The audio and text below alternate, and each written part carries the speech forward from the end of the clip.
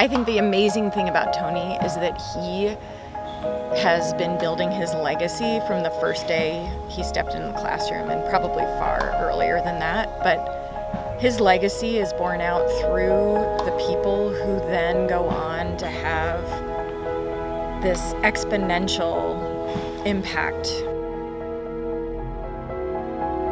So my name is Anthony Sterling Brown. People only call me Anthony when they're mad at me. So I'm Tony Brown.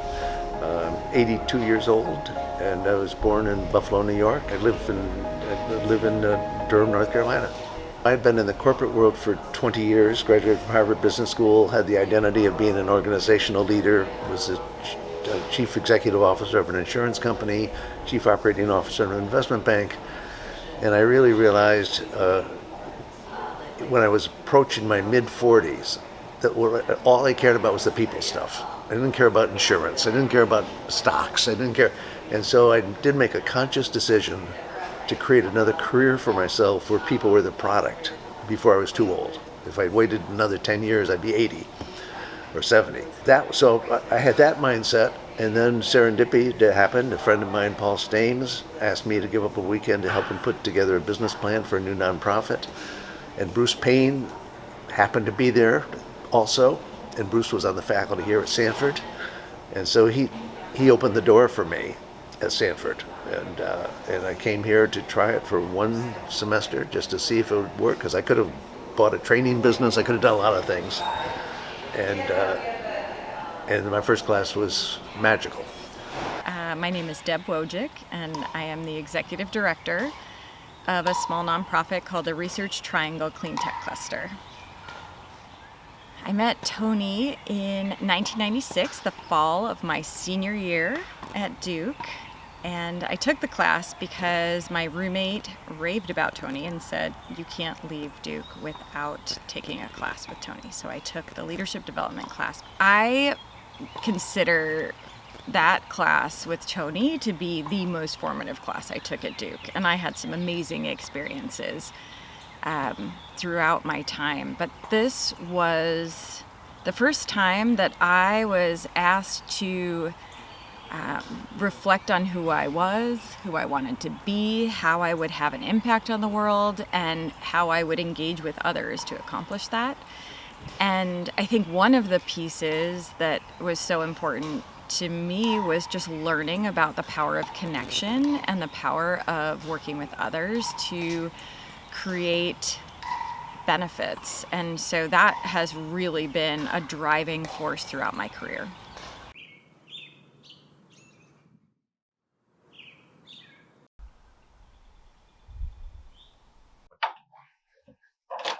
Come on in, Anna. Welcome. Thank you. Meet Teddy. Hi, Teddy. How are you? I'm good. How are you? Nice to meet you. Nice to meet you too. Should I take my shoes off? No, Unless you want to. Okay. So here's our home.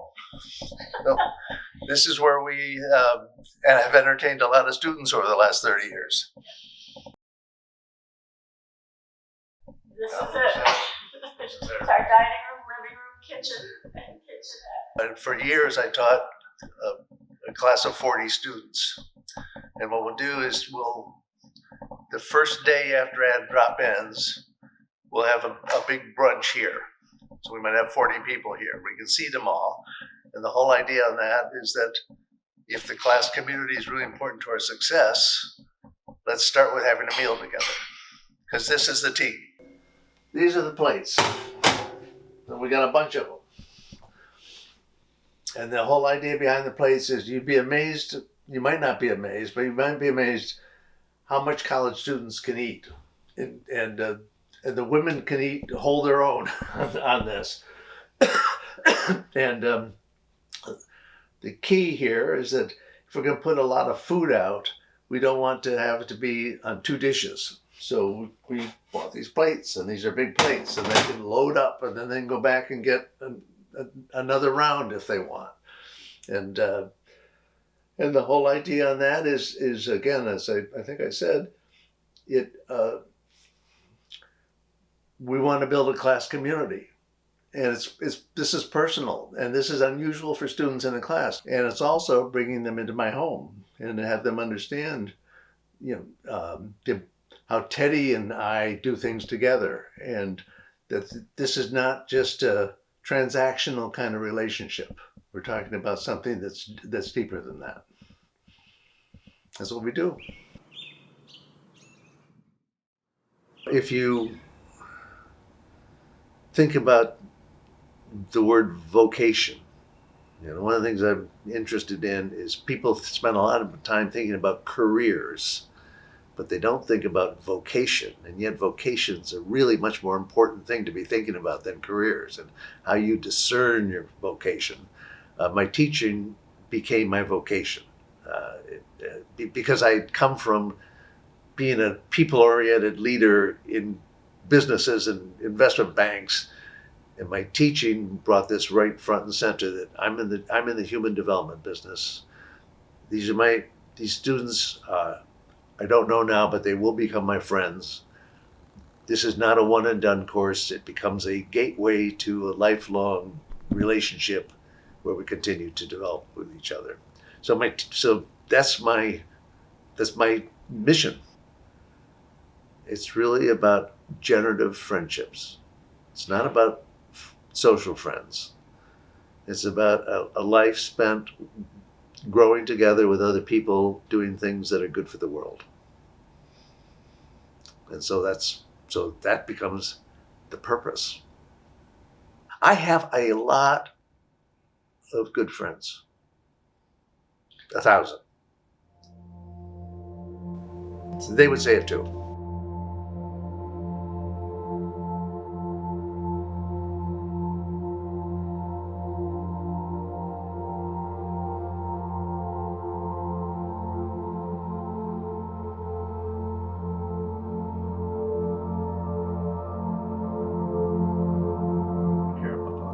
These are all Vision Youth Venture.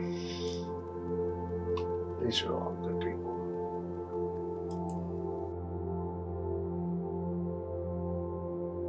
I had my annual physical in mid-August, and at the last minute, I said to her as I was leaving the office, I have this little cough, and she said, she asked me a couple of questions. She said, well, let's do a CT scan. Let's find out.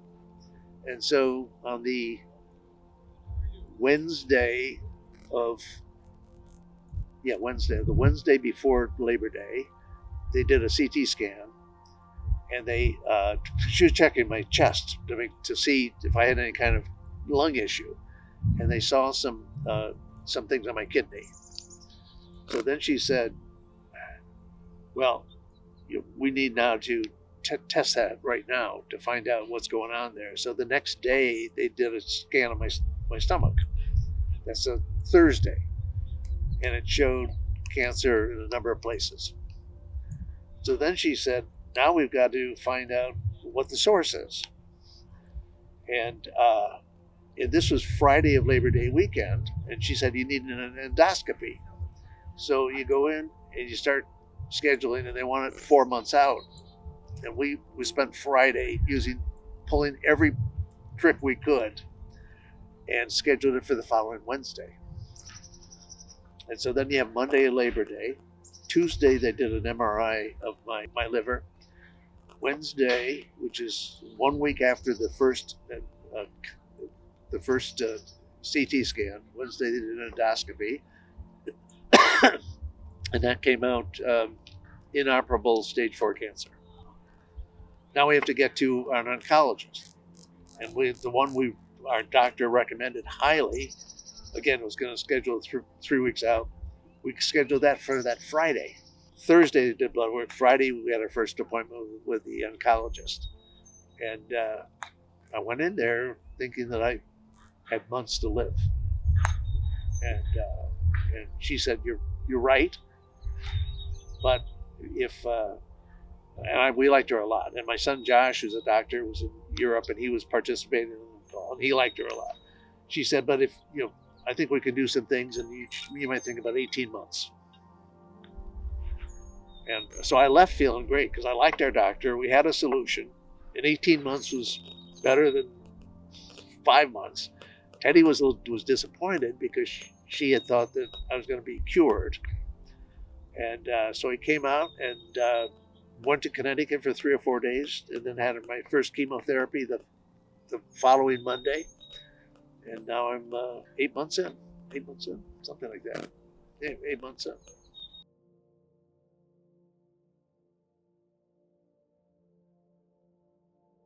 Welcome to At the Table with Tony, a podcast where we get to sit down with Tony Brown, Professor Emeritus at the Sanford School of Public Policy at Duke University, and his friends and former students. This podcast is meant to be a breath of fresh air, a chance to break away from the stress of everyday life and reflect on ideas that help you make better decisions. It's also about connection, sparking conversation among Tony's community and creating a shared space to reflect together. And at the heart of it all, it's a way to nurture a deeper, more meaningful relationship with Tony, which is a big part of making 2025 a good year for him.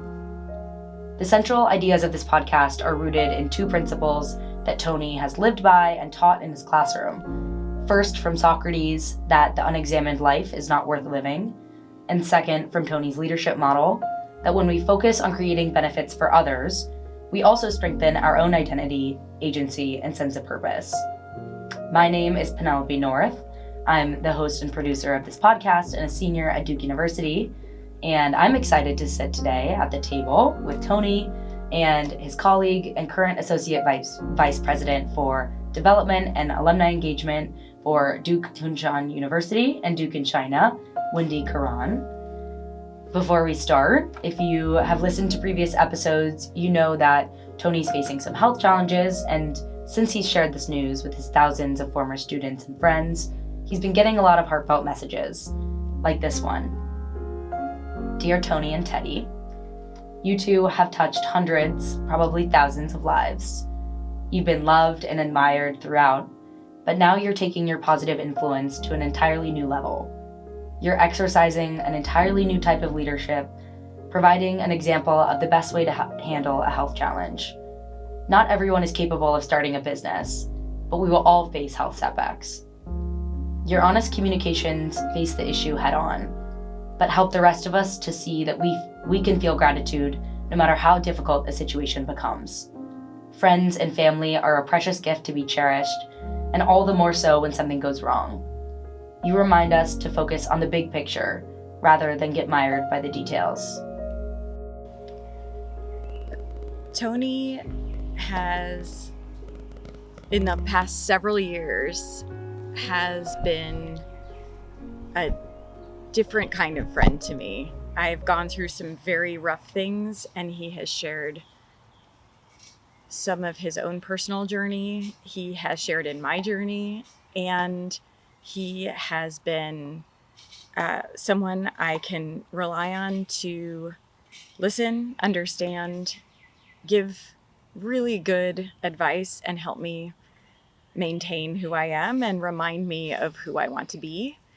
As a mentor, he has been encouraging at various transition stages and helped me understand how the notion of creating impact through work can be played out in lots of different ways.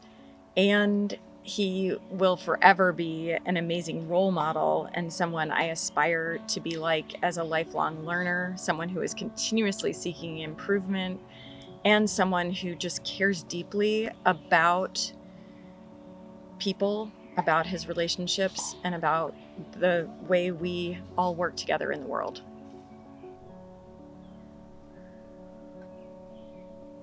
One of the things that was really helpful is Josh is in Santa Fe, he flew in, and he came in and he said to me, Dad, aren't you glad that you have stage 4 inoperable cancer instead of stage 1 cancer? No, why would I be glad? Well, that day, how would you imagine? That day I got a note from a former student of mine whose father had stage 1 cancer, stomach cancer, and they took out half his stomach, and that took him 9 months to recover, and et cetera, et cetera, et cetera.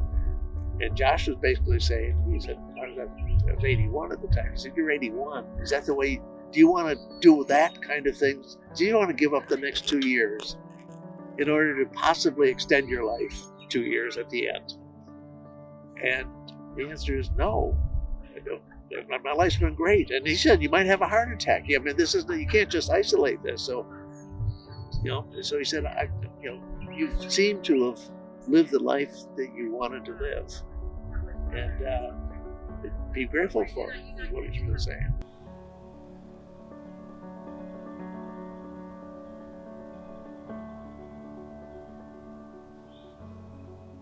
If you have experienced a class or an educational experience with Tony, there is something that you share that is hard to describe, but allows Tony to live on through those interactions. Tony will never be gone from Duke or from any of us. And I know it's very cliche, but he is with us all the time and will continue to be with us forever. And I can only imagine, we now have multiple generations of students who have known and been with Tony in his classes. And I think that it's going to be pretty amazing to see all of that impact over time.